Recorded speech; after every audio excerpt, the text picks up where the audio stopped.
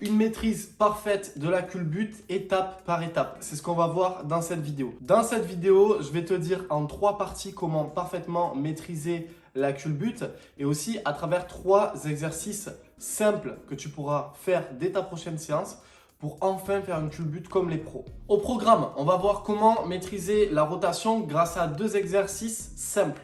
En 2, on va voir comment gérer la distance qu'il y a entre le moment où je dois faire la culbute et le mur. Et en 3, on va voir comment pousser au mur, quand est-ce que tu dois faire ta vrille et comment faire ta reprise de nage. Aussi, à la fin de la vidéo, je te donnerai une astuce pour ne pas avoir d'eau qui rentre dans le nez quand tu fais la culbute. Donc ça, c'est très demandé. Je m'exécute, je fais cette vidéo pour vous.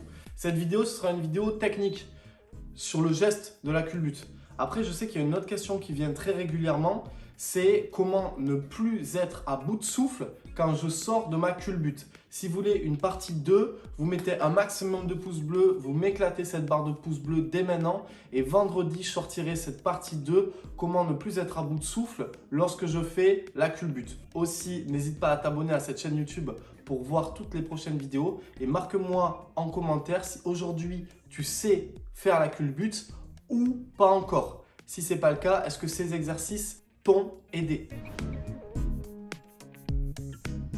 La première chose principale à maîtriser, c'est ta rotation. Tu dois tourner dans l'axe. L'erreur la plus fréquente qu'on voit sur les personnes qui font mal la culbute, c'est qu'en fait, ils font une culbute de judo, tu sais. Ils posent, en fait, c'est comme s'ils tournaient par une épaule et du coup, ils font leur rotation dans un mauvais axe. Alors que tu dois vraiment faire ta rotation autour d'un axe. Par exemple, autour de la ligne. D'ailleurs, ça, c'est le premier exercice que je t'invite à faire. C'est tourner autour de la ligne pour t'habituer à faire la rotation dans le bon axe. Donc, tu attrapes la ligne à bout de bras, tu viens tirer et tu fais ta rotation autour de la ligne. Peu importe si tu arrives après la ligne ou avant la ligne, peu importe. Juste habitue-toi à tourner avec la bonne rotation, dans le bon sens. Deuxième exercice pour maîtriser cette rotation avec ta nage, tu vas nager et au milieu de la longueur, sans prendre d'inspiration, tu vas venir faire ta rotation parfaite sans te mettre la pression sur à quel moment je dois le faire parce qu'il y a le mur, etc. Non, tu nages et à un moment donné dans ta longueur, tu fais une rotation dans un axe. Tu fais ta rotation parfaite autour d'un axe, mais voilà, tu ne te prends pas la tête avec la distance par rapport au mur parce que tu le fais au milieu de la ligne. Fais juste attention qu'il n'y ait personne devant ou personne derrière toi.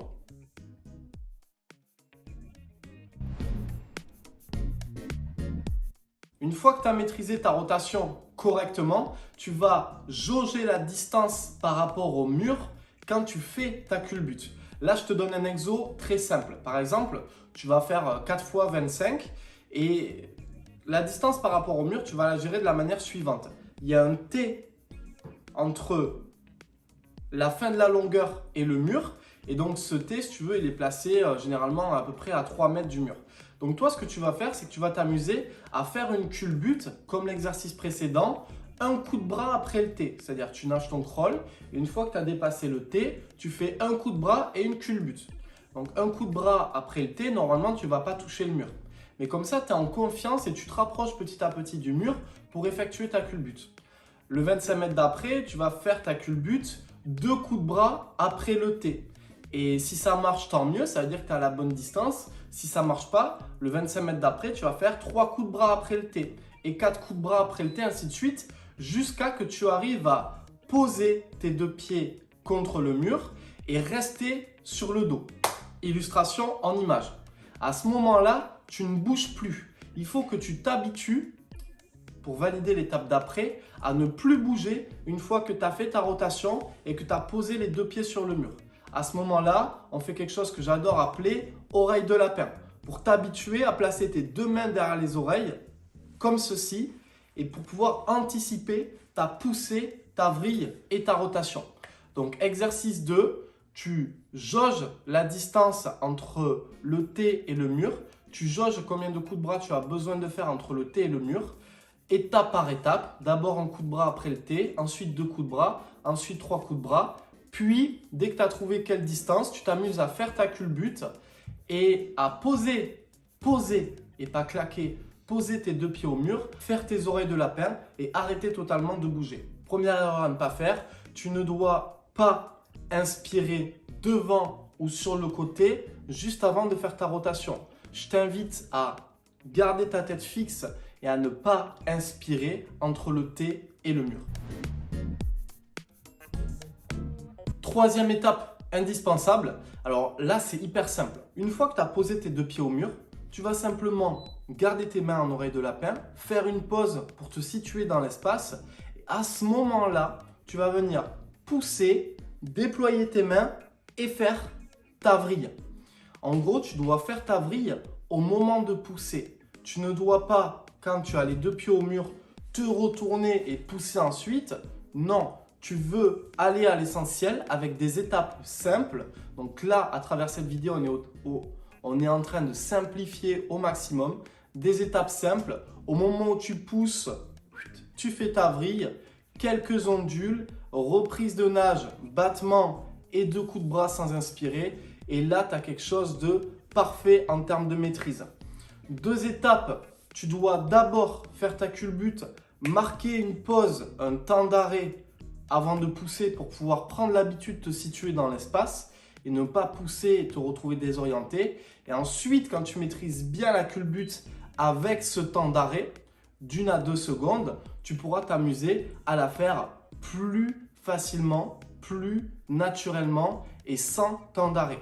Surtout un max de pouces bleus pour que je publie vendredi la 2e vidéo sur comment ne plus être épuisé quand on fait la culbute. Comment sortir de sa culbute sans être à bout de souffle.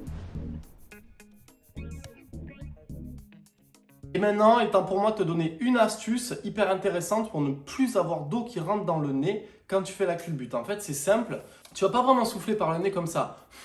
Parce que sinon, tu vas avoir l'air qui se vide trop rapidement. En fait, tu vas faire une petite musique. Tu vas chantonner par le nez. Comme ça. Ce qui fait que tu vas souffler, mais très légèrement par le nez. Ça ne va pas coûter sur tes capacités pulmonaires et l'eau ne rentrera pas. Ça, c'est la première astuce. Je t'en donne une deuxième. Tu peux aussi faire une grimace comme ceci.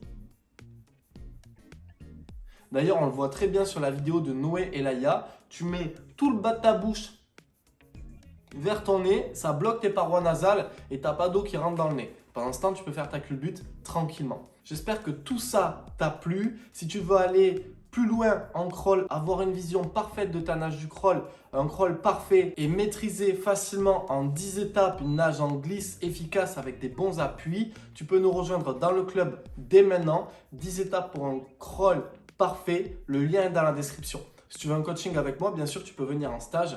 Les dates ouvrent en février. C'était Malcolm, je te dis à très bientôt. Like, abonne-toi, partage. On se dit à mercredi pour la prochaine vidéo.